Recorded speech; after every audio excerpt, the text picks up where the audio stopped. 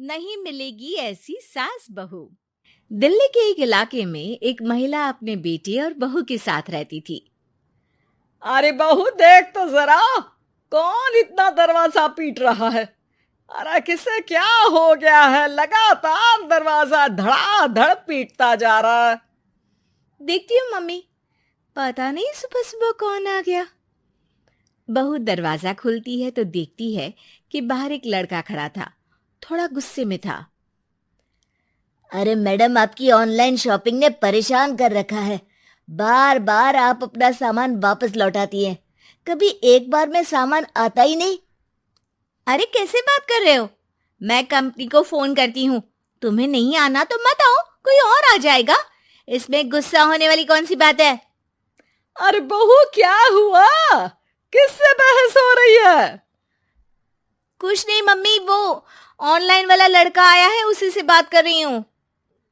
देखो भैया, ये सामान वापस नहीं लेना है तो मत लो, लेकिन हंगामा मत करो। अरे कोई बात नहीं, लाओ आप पैकेट। मेरा तो ये काम ही है, बस थोड़ा गुस्सा आ गया था। बहू अंदर जाती है और पैकेट लेकर बाहर आती है, लेकिन तब तक लड़का वापस जा चुका था। बहू को समझ में नहीं आया कि हुआ क्या। वो अंदर जाती है तो किचन में काम में लग जाती है। अरे बहू, तुम्हें ऑफिस नहीं जाना क्या? कितनी देर हो गई? किचन से आवाज आती है। जाना है, लेकिन इनका नाश्ता तो बना दूं।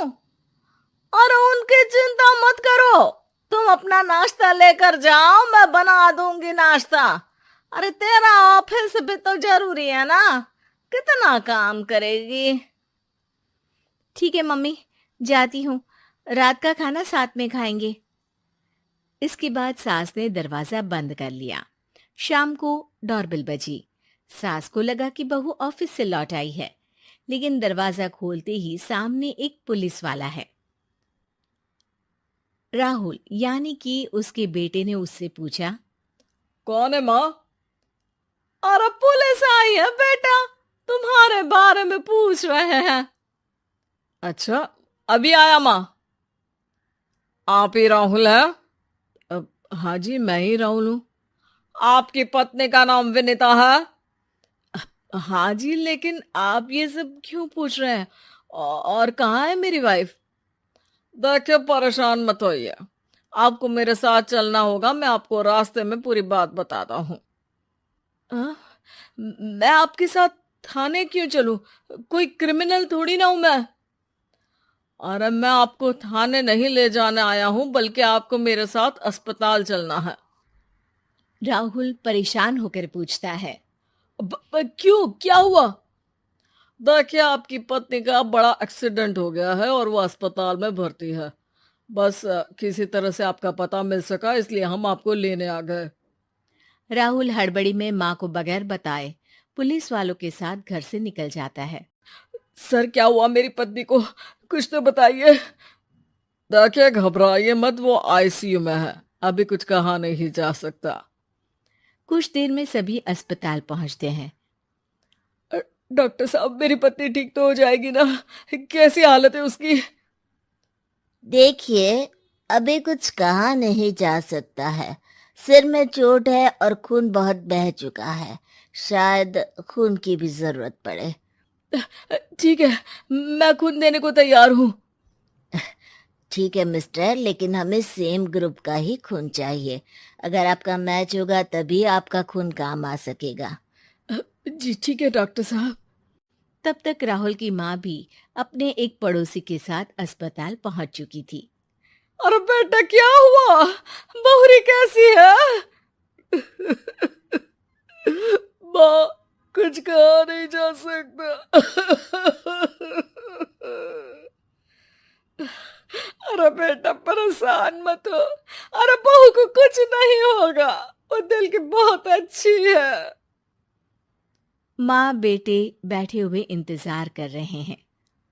सर, आपका ब्लड मैच नहीं हो रहा है और ब्लड हमें अभी चाहिए। अरे बेटा, डॉक्टर साहब से बोलो ना मेरा ब्लड ले ले। अरे माँ, आपकी उम्र हो चुकी है, आपका खून कैसे ले सकते हैं? अरे बेटा, वो बहू कम मेरी बेटी ज्यादा है। उसने दिन रात एक करके इस घर को एक डोर में बांधा हुआ है। अगर वो डोर टूट गई ना तो मैं अपने खून का क्या करूंगी। राहुल की आंख में भी आंसू आ जाते हैं। ठीक है डॉक्टर साहब, माँ का भी ब्लड टेस्ट कर लीजिए। अगर मैच हो गया तो ठीक है, नहीं तो किसी और को फोन करता हूँ। डॉक्टर ने तुरंत ब्लड सैंपल लेकर भेज दिया। कुछ देर बाद माँ जी का ब्लड ग्रुप मैच कर गया है पेशेंट से। माँ जी तैयार है ना? माँ, क्या सोच रही हो? अरे बेटा, यही कि बहू की जिंदगी के लिए अगर अपनी जिंदगी भी दांव पर लगानी पड़े तो कम है। वो दिन रात हमारे लिए लगी रहती है। हाँ माँ, वो तो है। डॉक्टर साहब, माँ रेडी है, आप ब्लड ले लीजिए। बहू की जान बच गई और उसकी घर वापसी हो गई और एक नई शुरुआत भी। अरे विनीता, नाश्ता तैयार हो गया?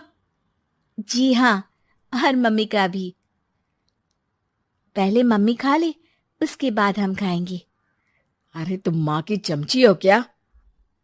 राहुल, मेरी माँ के जाने के बाद उन्होंने ही मेरा माँ की तरह ख्याल रखा है, और उस रात उन्होंने खून नहीं दिया होता तो शायद आज मैं जिंदा भी नहीं होती। इतना तो माँ के लिए बनता ही है ना।